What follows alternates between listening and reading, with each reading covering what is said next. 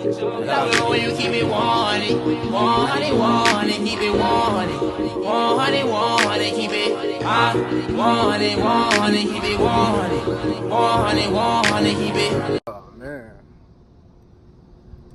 What's happening? What's happening? yo, what up? It's JBurna. We live at the Hunnid Table. Got a special guest. Young Dirt, aka Dirty Weather. Dirty Weather, man. What's up? What you do, man? Where you from? Man, I'm from Sacramento, California, born and raised. Man, you know, I took a little vacation, early in life. I've been home since I was like 33. And then I went back in, as a lot of people know. I made another mistake, but it was a mistake that, I don't feel bad about at all. Because if you ain't gonna protect your own, then, what type of person is you? But I've been out about 13 months, and I just been traveling. 13 months, dang. So you fresh, right? Fresh off your vacation. Still. Damn. I just been traveling the country, I started. Nah, it's all good. It's all good. Yeah. My bad. Just I started from Atlanta, going to California yesterday, and pull up on Burna and put up on them in Oklahoma. They be saying Dirty don't get around shit. Dirty Weather get around. Bro be everywhere, True story. man. Bro is just in Arkansas. Bro be everywhere, Arkansas. man. So, hey, people in Arkansas is nice. I don't know if you know, but I got some homies in Arkansas. Man, them people is nice. They help a motherfucker. If you need help, they come together to help you. Hey, look, man, I was in I don't know what part of Arkansas, but man, these people pulled up. They had plates, hind quarter plates with pulled pork and everything. God damn. For free. Damn, they for free. Pull up, non-profit. I was driving by. I was like, hey, they say it's for free. Hold on, let me go back. And then they had a menu, what you want? You get for free? What you want? Damn, all for the free. I started rubbing my stomach, let me get a little bit of that. Bro, so you started rubbing my stomach, man. So, man, he on the YouTube too, man. I first seen him off Big Herc channel. Shout out to Big Herc. I got the wig splitter shirt. Yeah, I was looking at your shirt like, man, wear my shirt. Cause I ain't gonna wear the cheek buster shirt. But I sport the wig splitter though. Hell yeah, I had to cut the wig splitter, man. He was on Big Herc channel. How you connect with Big Herc, man? So y'all both from Sac though. I know that. Yeah. So I was down in Florida, and I got a partner that when I was locked up in Sanford, named One Chico. Check him out. He go hard. But rapper? He a rapper from Florida, One Chico. Not the one that got killed, because there was one out there that got killed, but this was One Chico, spelled different. But we ended up clicking. So then I was seeing his music. I'm like, let me go pay you a visit again, because I had already got out. Yeah. And he had just got out. And he was like, hey, man, you know this dude? And he showed me a video of Nate. I was like, damn, he from my hood. That's the homie. I'm like, if he's really about it like that, I can run his place. And I ran his place, and they came back good. Just like I can run what that mean? Running plates? Yeah. I know what it mean. That mean when you run somebody's place, that mean check his background. Because my hood, the way it is, my hood is like a family. So if I don't know you, I'm gonna know your folks, or I'm gonna know somebody that know your background. And in prison, once he asks somebody about me, they gonna tell him all type of stories, crazy ass shit I did, because me and Nate pretty much grew up in that thing. So when I seen he was doing numbers, I was like, oh. I'm like, let me get in contact with Herc and let him know, man, I did this much time. I got this type of reputation and this type of background, because I was seeing some Fugazis on there. I ain't gonna say no names, but I was seeing some Fugazis on there and was like, hell no, I'm the real. Cali? Yeah. So I'm like, you know what? Let me get on that thing, because if you're gonna get on there and you're gonna tell stories, let it be about you or let it be accurate. Yeah, so so that kind of I ain't gonna lie, that kind of like burned something inside of me, to where I was like, you know what, let me reach out to Big Herc. And he responded. And we met up in Sacramento at a park. He had this, I think it was a cut, no, Chevelle. You ever seen it? Old school. That nigga do be having old school. Yes. Man, I heard him coming from you see where that McDonald's sign is over there? Yeah. If he was driving by, you can hear that motherfucker. Yeah. You can hear that motherfucker, but he pulled up. I smoked me a couple of blunts too. I was feeling good. Smoked me a couple of blunts, man. We sat down and we vibed too. So, other than that, I had already had other shit lined up. I already knew I was about to be on divorce court. Yeah, hell yeah. I already knew I was gonna be on that. How that divorce court, man? Bro was on there. I'm gonna put the picture of the video. But bro was on there, man. How was that? Man, I ain't gonna lie. I get, wife, she did that. She put it together. But it was cool. You know, that shit. Some of that shit is fabricated, but for the most part, it's real stories. Like real stories. But what they do is they try to enhance it. Boost it up. Enhance it, and they don't want you to be like, she cheated. They want you to be like, she cheated. To make for the better show. But for most of that shit is real. But we jumped on the plane, went to Atlanta. That was all expenses paid. Yeah, they paid for all that. They gave us a fat stack. I'm about to get on divorce court. Hey. I need to get on divorce court and divorce this food because I'm getting too big. Y'all see that shit. But they paid us the stack. They paid for the hotel. They paid for the airplane ticket, and it's at a what's the dude, Madeir? Tyler Perry. Tyler Perry. It's at Tyler Perry Studios. I ain't gonna lie. So you can divorce? I was juice pulling into that thing, but yeah, we went in there, and that was my first time on TV. First time. They had me looking sharp in that purple shirt. Hey, what you get on next? What you get on next after the divorce court joint? Divorce court, then it was Steve Wilkos. And Steve Wilkos, we got together. Steve Wilkos was filmed in Connecticut. So they flew us. Hartford, Connecticut? Yep. Where Maury, that should be at? Yeah. Oh, you didn't see the pictures? Oh, yeah, I seen the pictures. I just know, they all be in Hartford, Connecticut. Inside, they all in the same studio. Okay. So if you walk into the studio, you see a picture of Steve Wilkos, Maury, and Jerry Springer on the wall. So same dressing room, everything. Yeah, that's crazy. Yeah. But that was cool. Hartford was hella cool. It was cold as shit, but it was cool. They flew us from Sacramento. They compensate y'all with if you can't. I mean, if you can disclose. Man, they didn't give us shit.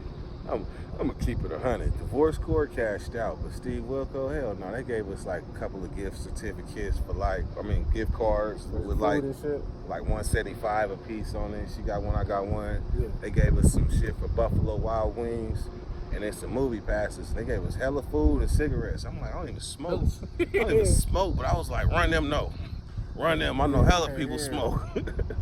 But it was, They paid for the flight and room though, didn't they? They paid for everything. They paid for that. But see, the people that came with us that was on that show, man, they got hella. They went to a whole different hotel with jacuzzis and shit. We got a Holiday Inn Express. I was hella hot.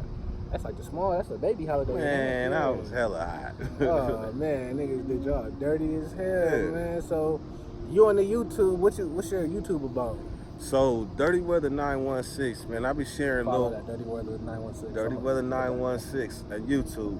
I be sharing little funny stories about my life. Like, I didn't want to be a stereotypical prison channel like that because I got fans coming from different avenues. Like, I got them coming from Divorce Court and Steve Wilkos, not just people that come from Big Hurt.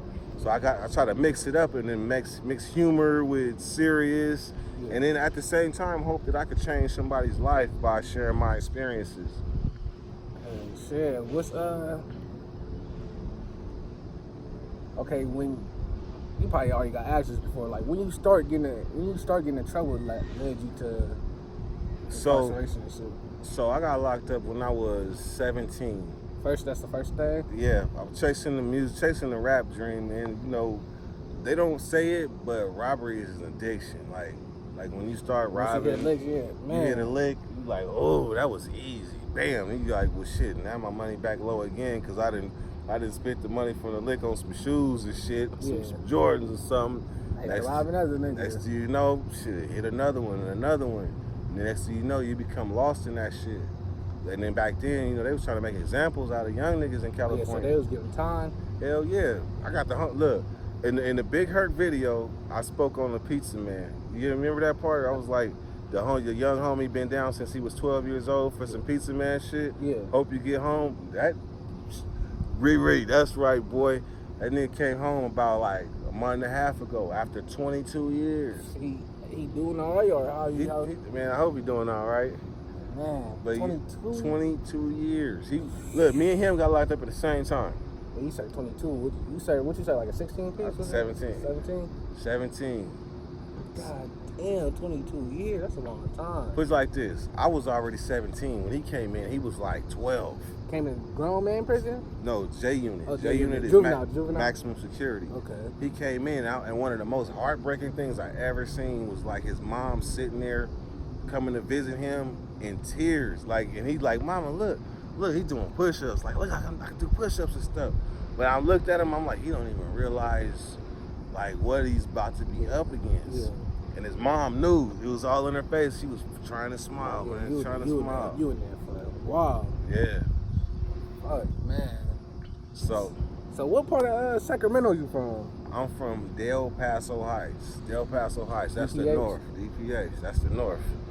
See that king sign right there? It's a 916 in there somewhere. You know, it's hella old though, but it's a 916 in there somewhere. But see, I'm a different type of DPH nigga because I got loved ones all over Sacramento. Because what happens when you do like stretches in the pen, you start to realize that it's bigger than your hood. And then you have to band together as a city to, you know, go against opposition. Like Oakland niggas? Right. Yeah, okay. Right. Yeah. You have to come together as one. Like whatever you had on the streets, you got to leave it on the streets. I mean, like Star and Zilla niggas, you probably won't see them like sell together like that. But at the same time, if somebody come from another car, these white dudes or these Mexicans is tripping, man, you better be. That's what I was watching Sibo. He had said some shit like that. Like, he'd be, if him and Mozzie probably enemies on the street, but if they was in prison, he had to. If they look, and I said this before, I'm gonna give you an example. The homie Red from Bounty Hunters. I think I spoke on the story about Congo in High Desert. Yeah. When the Muslim got killed, the Red, the one that told me that story, he was my cellie in Calipat. And he was like, I told him, I said, if a Crip comes to this yard, because Red was blood from Bounty Hunters, and then it's the blood car, which is, I'm a blood, so I gotta be a part of it. Yeah. But when I go to the yard, you know, I kick it with the Bay dudes, because I don't know about 115th in Normandy, but I do know about what the Bay niggas is talking about. So I felt comfortable with them. But if it was a meeting or an issue, then I'd be front and center. But anyhow, I told Red, if a Crip from Sacramento hit this yard and he's representing 916, I got to have his back. So if that's what Bo said, shit, that's true. If Bo hit the yard right now, he was like, I'm not an NC, because most of the Crips from Sacramento and Stockton and Fresno, they claim NC, which is the Northern Crip card. Okay. And they be busting heads in that thing. Let me clarify it. They be busting heads in that thing. But it's politics, it's paperwork. And if Sacramento Crips don't want to be part of that paperwork, then they function with the Sacramento umbrella. And then that's how it goes. You was talking about the dude, I think he was rolling with the Bloods, but he kept saying he was neutral or something like that. Yeah. Oh, you talking about the shower dude? Yeah, he was like, y'all doing too much. Yeah. Oh, you talking about the dude that let the homies get jumped? Yeah. Yeah, he was like, y'all doing too much. I'm out of here. Something like that. Yeah, man. Yeah, because the thing is, even though Sacramento is majority Bloods, it's still, you know, it's still rules. It's still rules to follow. Motherfucker think I ain't no blood that you gotta answer to somebody. Yeah. So is it in prison, like, do you always have to answer to somebody? Yeah, you got to, like me, I might have felt like I didn't have to answer to nobody. Like, I hit a yard and I figure out who the big homie is, and if he don't outrank me, he not about to tell me what to do. The decisions is gonna be, at least they'll be mutual. Yeah. Like, we're gonna have to come to some type of agreement. Yeah. So yeah, but for most part, if an OG came that he was older than me, off top, I'm gonna listen to him if his credentials back up what he's saying. So yeah, somebody got to answer to somebody. Every car has a big homie. Even the Christians got to answer to somebody. I was just about to say that. Like, what if you? So ain't no. I know, because I heard a couple people say in California ain't no like steering clear. Like, I just want to come here and do my own thing. Don't want to bother nobody. Is there stuff like that? Nah, it's people that do that. It's people that do that. They able to, like certain few, because if you're young, you're gonna have a lot of people trying to make decisions for you.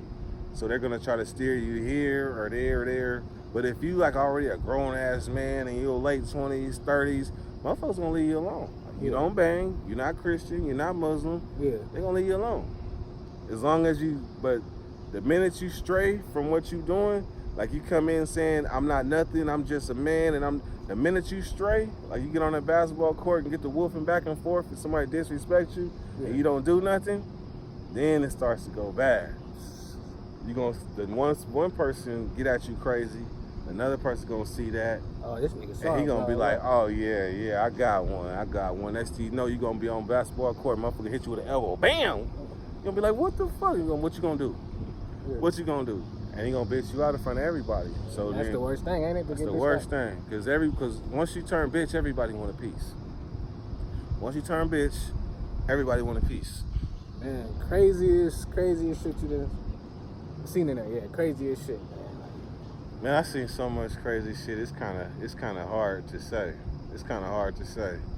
But I told a story about one of the craziest shits about that blind nigga getting raped. That was crazy. I don't know if I watched that. Yeah.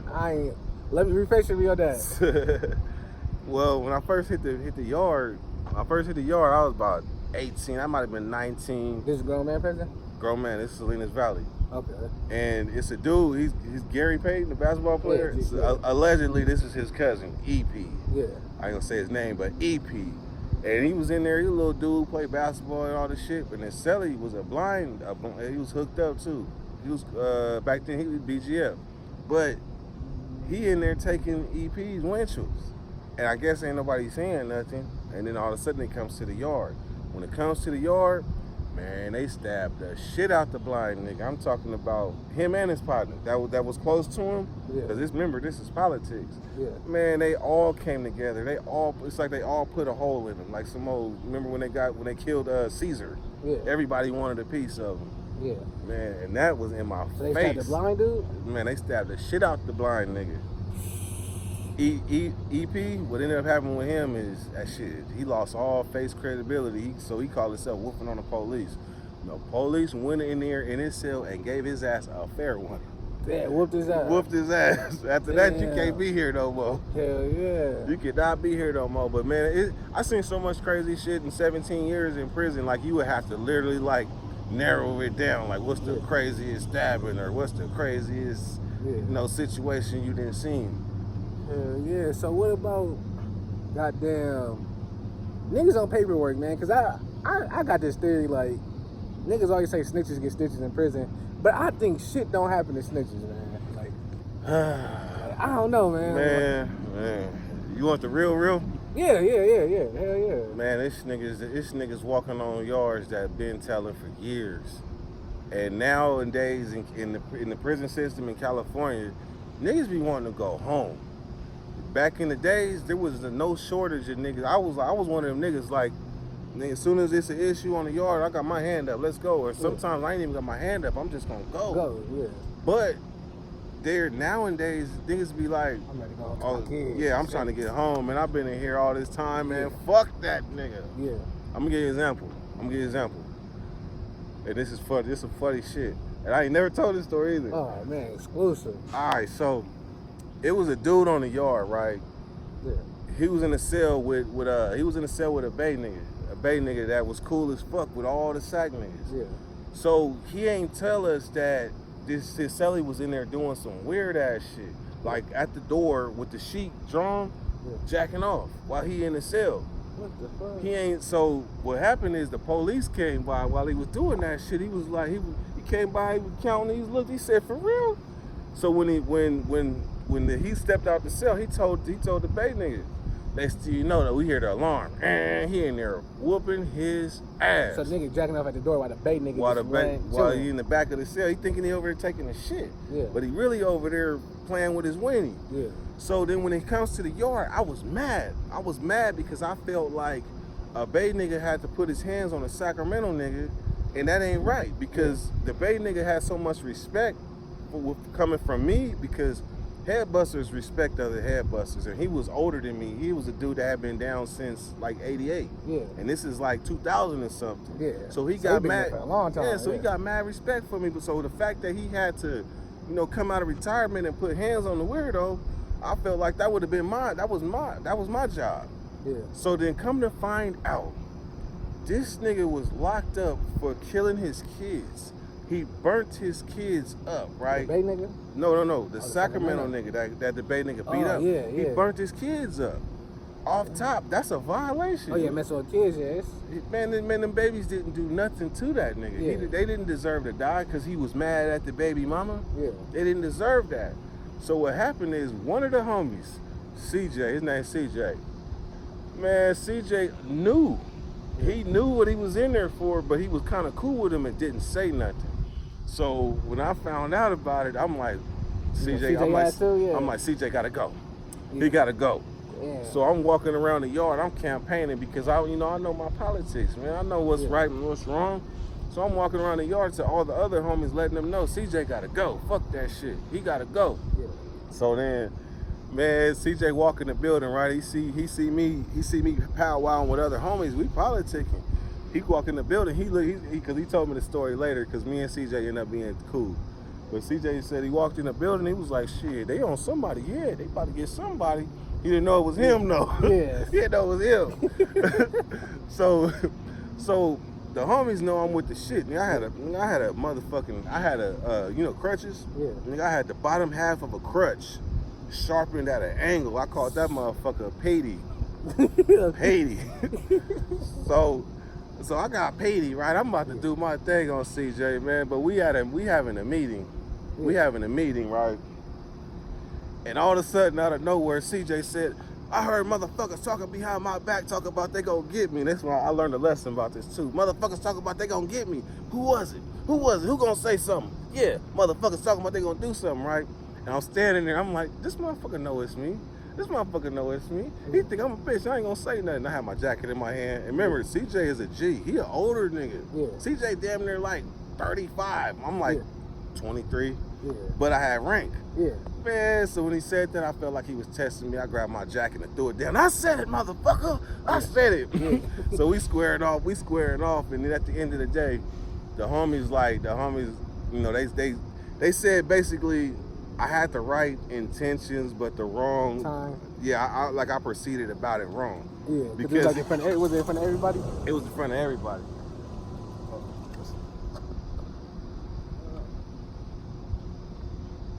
Everything straight? Yeah. So, yeah, it was in front of everybody. That's the thing. Like, with paperwork, yeah. It was a dude that had came to the yard named Silk. Yeah. And Silk, he had a lot of respect on the streets. He's resting in peace now. But he had a lot of respect on the streets. And nobody had the paperwork. They all said they seen it, but nobody had it. Yeah. And the way the paperwork thing goes is, if you ain't got paperwork, you have an agreement amongst the whole tribe. And if the whole tribe agrees, then he got to go. Yeah. Regardless, because if it falls back, it's gonna fall back on everybody, and not just the person that jumped the gun or something. Yeah. So me and CJ, we going to get Silk. We walking across the yard to go get him. Yeah. Right before we get to him, CJ say, "Oh no, he with the Muslims," because Silk was hiding with the Muslims. So anyhow, I gotta change that. I'm not gonna do that. I'm not gonna tell that story. Not gonna tell that story. I just thought about it. What you want me to go? Cut that part. Cut that. Just tell the whole Silk. Yeah, we're gonna cut that because Silk ended up dying in a car crash, man. And he was really like out there busting heads. Yeah, so cut. So what happened with him is like, it's kind of sad. And then he had a crime in, and they was supposedly like telling on each other and shit. Oh man. And I was trying to get his ass. I'm telling you, I was so close to getting him. But I was so close to getting him, I was waiting outside of his building because he used to leave early to go like to chow, so nobody could get to him because he was staying in the building. Yeah. Man, me and my celly was outside waiting for him to come. Yeah. Right when we came off the wall to get him, a lieutenant came out the office and spared him, and next thing you know, shit, he was off the yard. So, I mean, it worked out, man. One love, Silk, man.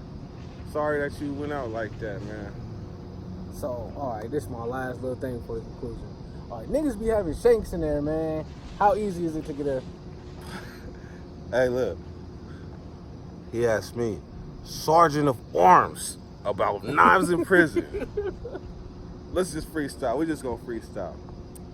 Toothbrush, heat up the toothbrush, heat up the razor a little bit, Dip it in a toothbrush. Oh, yeah. It's like butter. That's one. CD case. Take the CD case, melt that thing, or the tape case. We had tapes back in the days. Melt it. You roll it. Take a razor. Sharpen the top. You got your knot. We had stingers back in the days. You take that. Take the stinger. Unravel it, because you know it's like something to heat up your coffee. Yeah. You take that. You melt the plastic part off the back of it, and then you unwound it. I mean, you got about 5 knives. Yeah. Canned goods, oh my God. Canned goods, you gonna kill a nigga with canned goods. Man, it be people like, I ain't gonna say who said it, but he was right. It'd be pieces of metal missing, like the off the hooks and shit. Off the hooks, like the plug sockets. Yeah. It'd be metal plates. Or you get somebody from the kitchen to bring you like a pan lid or a tray. Like the homie just got, well, he ain't the homie, but this dumbass nigga gave a pan to the Mexicans, the Bulldogs. So a black nigga gave it. A black nigga gave that nigga a bulldog. Man, they tried to kill that nigga. But that's because that's a security violation. Yeah. But it's hell, man. I had a wood knife. Yeah. I had a wood knife with a screw through it called Buffy. But I mean, motherfuckers. There was a time when motherfuckers walked around in the pen strapped like they was on the streets. Damn. Cause I know I did. I had every man. I stayed with something between my yigs. I said, hey, that's how it is. Oh, hey, cause I done been in the cell, right? I done been in the cell with niggas like, nigga, you ready? Yeah, I'm ready. I whip out. What's up? Yeah. They like, what's up? Let's go. I remember one time the homie, like, when you go from like a level 4 to a level 3, them niggas be horse playing a lot. Yeah. Like they'll be on the yard and playing throwing punches and shit. But niggas that come from like level 4s to them 3s, they like, hell nah. Like we don't do that. Yeah. And there's why. Nigga threw some fake punches at me and shit. I was like, nigga, don't play with me. He was like, nigga, you always serious. I said, nigga, because if they see you swinging on me and they lay the yard down, guess what? And I whip out. He was like, I'm not playing with you no more. Hell yeah. Get caught with a knife in prison, that's the extra time. At least a year. Damn. At least only a year. Niggas don't care about a year. Shit. Huh. When that calendar day come around, that date that you was supposed to go home. Yeah. Shit. I mean, yeah, hell yeah. Nah, yeah, okay. Man, I watched mine go by and I felt like an idiot. And I had over 20 write-ups. Yeah. Like over. I can't wait to get to my storage unit to get my shit, but I kept all of them. From my first write-up in prison was attempted murder. That was my first write-up. And I was getting away with shit. See, that's the thing. That's why it's hard for me to respect like certain people, because you might have started busting heads, but you bust heads later in the game. And you didn't come in like that, putting it on the line. That's why a lot of the older homies got love for me. That's why, even though I'm about to be 40, they still call me Young Dirt, because I was raised by a tribe. I was a young nigga having to find my way, and all the older homies, like, they all put their input in and taught me hella game to make sure I survived. And I ain't got no holes in me. I ain't never been jumped. I might have been DP for being an asshole or something like that, but I ain't never been DP beat up or nothing like that. I might have had to run some laps or do some push-ups or something. Yeah. But other than that, I've been solid all the way through. Shit, you got anything to say before we conclude that shit like on 30 minutes? I'm gonna cut that part out if you want me to though. We'll just look at it. We can look at it and see how it goes. Yeah. But in conclusion, though, Dirty Weather 916 on YouTube. Dirty Weather on IG and on Facebook. I got 2 pages because Kurt Him, that got 5,000 already. So Curtis B National. As you can see, Curtis B National. It's true. And that name is a name that I lived up to. I'm like, you know what, Curtis B National, because that's how I move. I play hopscotch with states.